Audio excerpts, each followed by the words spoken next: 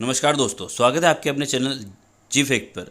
आज मैं आपके लिए लेकर आया हूँ बीएसटीसी के टीचर्स एप्टीट्यूड के महत्वपूर्ण क्वेश्चन। तो वीडियो को शुरू से लेकर अंत तक देखें। वीडियो में काफ़ी अच्छे अच्छे क्वेश्चन हैं, तो प्लीज़ वीडियो को एक बार लाइक जरूर कर देना।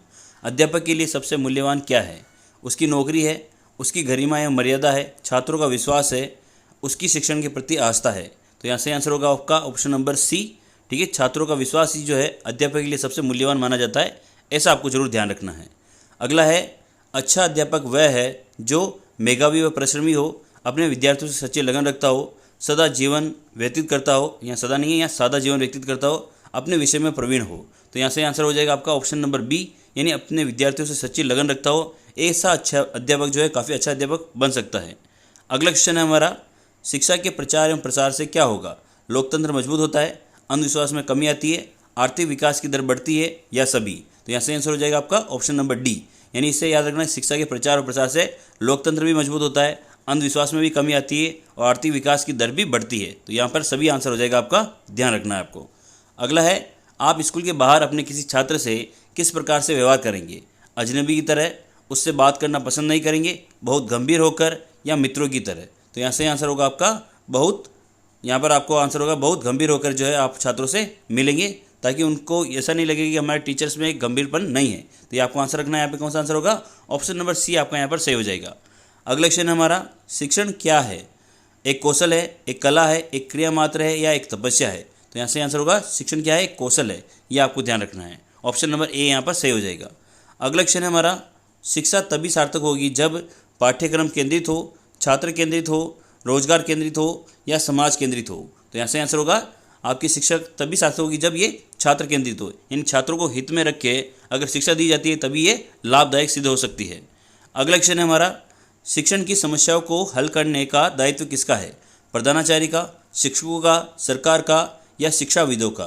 तो यहाँ से आंसर हो जाएगा ऑप्शन नंबर बी, यानी शिक्षण की समस्या को हल करने का दायित्व किसका है? तो शिक्षक का है। यानी जब बच्चों को जब एक टीचर पढ़ा रहा होता है तो उस समय जो भी समस्या आती है उसका समाधान जो है शिक्षकों को ही करना होता है, ना कि प्रधानाचार्य इसका समस्या हल करेगा, ना सरकार या ना शिक्षाविद। इसके लिए जो है टीचर को हमेशा उन समस्याओं का समाधान करना पड़ेगा। अगला क्वेश्चन हमारा, शिक्षक की योग्यता एवं आचरण का सबसे अच्छा मूल्यांकन करते हैं? उसके प्रधानाचार्य, उसके शिष्य, समाज के संभ्रांत लोग, या विशेषज्ञ? तो यहाँ पर सही आंसर होगा उनके शिष्य। शिक्षक की योग्यता और आचरण का सबसे अच्छा मूल्यांकन कौन करते हैं? उनके जो शिष्य होते हैं, यानी बच्चों को सबसे पता चलता है कि टीचर जो है वो अच्छा है या नहीं है, यानी उनका अध्यापन शैली जो है किस प्रकार की है, एक शिष्य ही अच्छी तरीके से इस चीज़ को बता सकता है। अगला क्वेश्चन है हमारा, आपके विचार में शिक्षा का उद्देश्य होना चाहिए?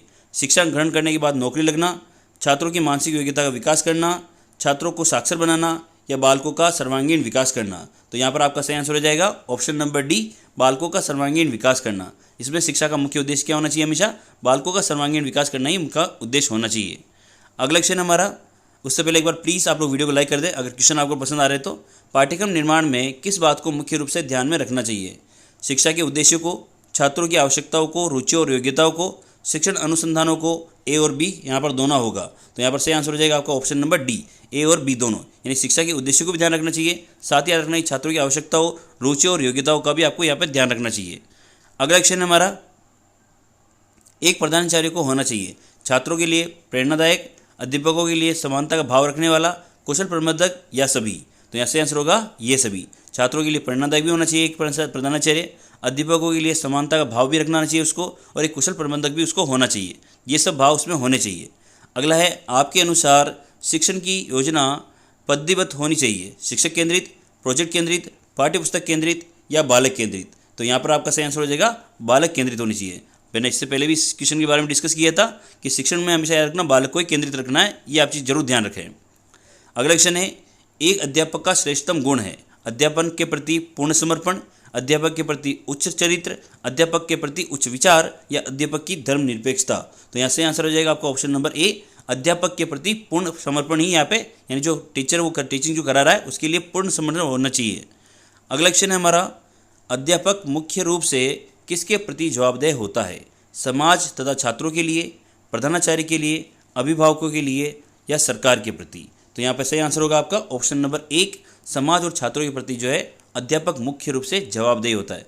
प्रधानाचार्य प्रति के डर, यानी प्रधानाचार्य के डर से टीचिंग के रूप में आपका बदलाव नहीं होना चाहिए। आपको उचित रूप से बच्चों को पढ़ाना चाहिए। जितना एफर्ट आप लगा सकते हैं उसके लिए बच्चों के लिए आपको लगाना चाहिए। तो ऑप्शन नंबर यहाँ पर ए आपका सही हो जाएगा। ठीक है, ये आपको ध्यान रखना है। अगला क्वेश्चन है हमारा, ग्रामीण अंचलों में बच्चों के स्कूल से भागने तथा पढ़ाई छोड़ने का कारण क्या है? ऑप्शन नंबर एक है स्कूल का नीरस वातावरण, छात्रों की बाल श्रमिक बनने की लालसा, छात्रों का अध्यापक से डरना, या ये सभी। तो यहाँ से आंसर होगा स्कूल का नीरस वातावरण। इस कारण से जो है बच्चे जो है स्कूल से भाग जाते हैं या तथा पढ़ाई छोड़ देते हैं। ठीक है, अगर स्कूल में इस तरह का माहौल बनाया जाए, बच्चों को इसमें पढ़ने में रुचि आए, तो बच्चे कभी भी स्कूल को छोड़ेंगे नहीं। तो यहाँ पर आंसर कौन सा हो जाएगा आपका? ऑप्शन नंबर ए यहाँ पर आपका सही हो जाएगा।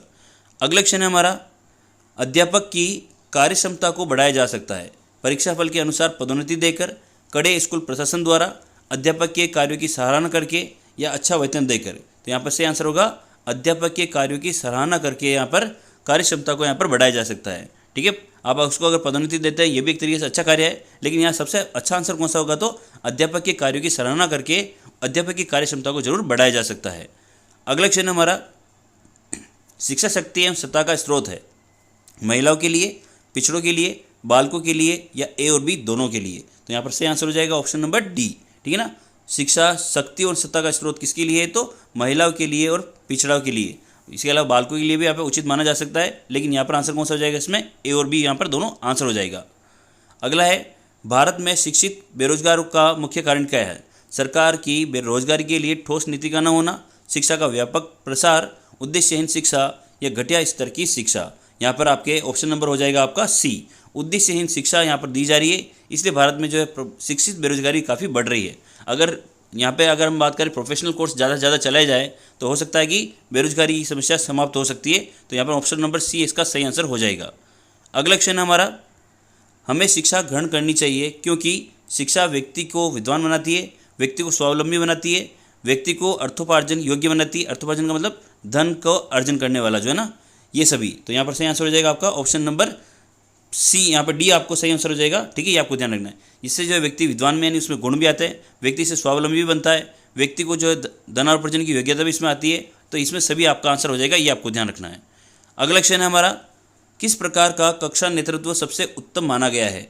ऑप्शन एक है प्रभुत्ववादी, सभी का मिलाजुला रूप, लोकतांत्रिक, या प्रयोजनवादी। तो यहाँ पर आपका सही आंसर होगा लोकतांत्रिक। ठीक है ना, यानी अगर आपको पता है कि भारत में जो है डेमोक्रेसी चलती है, भारत में भी किस प्रकार का चलता है? लोकतंत्र चलता है। तो इसी प्रकार से शिक्षा में भी कैसा होना चाहिए? लोकतंत्र होना चाहिए, ताकि जो कक्षा का जो नेतृत्व है उसके लिए सबसे उपयुक्त माना जाता है। अगर यहाँ पर अगर हम बात करें साम्यवाद वगैरह जो, उसकी अलग ही बात है, नीति है। अपने को याद रखना है कि यहाँ पर आंसर क्या होगा? तो लोकतांत्रिक यहाँ पे बात होगा। अगला है हमारा, अभिभावक मुलाकात दिवस की सबसे अधिक आवश्यकता कब पड़ती है? प्राइमरी कक्षाओं में, माध्यमिक कक्षाओं में, सेकेंडरी क्लासेस में, या कॉलेज की क्लासों में। तो यहाँ पर सही आंसर होगा प्राइमरी क्लास के अंदर। यानी अभिभावक की और जो टीचर्स की जो मुलाकात होती है सबसे ज़्यादा आवश्यकता किसके लिए पड़ती है? तो प्राइमरी कक्षाओं के लिए सबसे ज़्यादा आवश्यकता पड़ती है, ये आपको ध्यान रखना है। अगला है, ग्रामीण क्षेत्रों के उत्थान का लक्ष्य होना चाहिए प्राइमरी और प्रौढ़ शिक्षा का प्रसार, नगरीय सुख सुविधाओं का विस्तार, उच्च शिक्षा का प्रसार, या ये सभी। तो यहाँ से आंसर होगा प्राइमरी और प्रौढ़ शिक्षा का प्रसार। यहाँ पर ग्रामीण क्षेत्र के उत्थान के लिए काफ़ी आवश्यक है। अगला क्वेश्चन है हमारा, इसके बाद प्लीज़ आप लोग वीडियो को लाइक कर दें। प्रधानाचार्य अपने अध्यापकों से आशा करता है समर्पण में निष्ठा भाव की, आज्ञा पालन भाव की, योग्यता में ज्ञान की, या ये सभी। तो यहाँ से आंसर होगा ये सभी। ठीक है ना, ऑप्शन नंबर डी आपका यहाँ पे सही हो जाएगा। बढ़ते हैं अगले क्वेश्चन की तरफ। उससे पहले एक बार प्लीज़ आप लोग वीडियो को लाइक जरूर कर दें। अभिभावक अपने बालकों के लिए अध्यापकों से आशा करते हैं निष्पक्ष व्यवहार की, सहानुभूति एवं प्रेम की, योग्यता एवं ज्ञान की, ए और बी दोनों। तो यहाँ पर सही आंसर होगा ए और बी दोनों, यानी निष्पक्ष व्यवहार की, सहानुभूति और प्रेम की यहाँ पर अपेक्षा रखते हैं। अगला क्वेश्चन है हमारा, यदि आपसे किसी गंभीर विषय पर भाषण देने के लिए कहा जाए तो आप क्या करेंगे? इस विषय पर मित्रों से सलाह लेंगे, स्पष्ट मना कर देंगे, सहर्ष तैयार हो जाएंगे, या कुछ देर का समय मांगेंगे। तो यहाँ पर आपका आंसर होगा सहर्ष तैयार हो जाएंगे।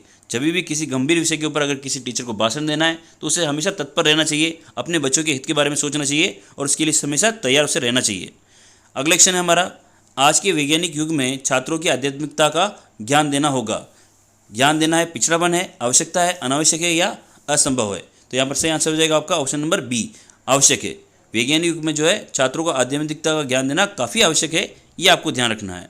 अगला है हमारा, विद्यालय के सभी कार्यक्रम में भाग लेना चाहिए क्योंकि इससे सीखने का अवसर मिलता है, व्यक्तित्व का विकास होता है, आत्मविश्वास के विकास में सहायता मिलती है, या सभी। तो यहाँ पर सही आंसर हो जाएगा आपका ऑप्शन नंबर डी। ठीक है, यानी यह सभी चीज़ें इसमें मिलती है। सीखने का अवसर भी मिलता है बच्चों को, व्यक्तित्व का विकास भी होता है, आत्मविश्वास का भी इसमें बच्चों का विकास होता है। तो यहाँ पर सही आंसर हो जाएगा ऑप्शन नंबर डी, आपका यहाँ पर सही आंसर हो जाएगा। प्लीज़ एक बार आप लोग वीडियो को जरूर लाइक कर दें। आप भावी अध्यापक बनने जा रहे हैं तो प्लीज़ एक बार वीडियो को जरूर लाइक करें। किसी भी विषय वस्तु को छात्रों को सरलता से सिखाने के लिए अध्यापक का सर्वोत्तम गुण होना चाहिए आत्मविश्वास, विषय वस्तु का ज्ञान, प्रभावी अभिव्यक्ति या सहृदयता। तो यहाँ पर सही आंसर हो जाएगा ऑप्शन सी, प्रभावी अभिव्यक्ति आपकी होनी चाहिए, तभी आप बच्चों को अच्छी तरीके से सरलता से सिखा सकते हैं। आपके अंदर आत्मविश्वास होना भी चाहिए, साथ ही साथ विषय वस्तु का आपको ज्ञान भी होना चाहिए, लेकिन आपकी जो अभिव्यक्ति है वो काफ़ी प्रभावी होनी चाहिए। इसीलिए जो टीचिंग मेथड भी आपको पढ़ाए जाते हैं एसटीसी के अंदर, तो ये भी आपको ध्यान रखना है। अगला क्वेश्चन है हमारा, विद्यालय में खेलों के आयोजन का उद्देश्य क्या है? छात्राओं को किसी कार्य में लगाना, शरीर को हष्टपुष्ट करना, प्रतियोगी खेलों के लिए तैयार करना, बालकों का सर्वांगीण विकास करना। तो आंसर होगा इसमें ऑप्शन नंबर डी, बालकों का सर्वांगीण विकास करना, हर प्रकार से विश्वास करना, इसी का मुख्य उद्देश्य है। एक छात्र की दृष्टि से विद्यालय में छात्र संघ संगठन के बारे में आपकी क्या धारणा है? इससे कोई लाभ नहीं होगा, विद्यालय में दादागिरी फैलती है, शिक्षकों के अन्याय के विरुद्ध लड़ने का एक साधन है, छात्रों में नेतृत्व की भावना बढ़ती है। तो यहाँ पर सही आंसर होगा ऑप्शन नंबर डी, छात्र में जो है नेतृत्व की भावना यहाँ पर बढ़ जाती है। इसके लिए जो है छात्र संघ संगठन के बारे में आपकी ये धारणा बननी चाहिए। तो कैसा लगा आपको वीडियो, कमेंट में बताएं। वीडियो को लाइक करें, चैनल को सब्सक्राइब करें। जय हिंद।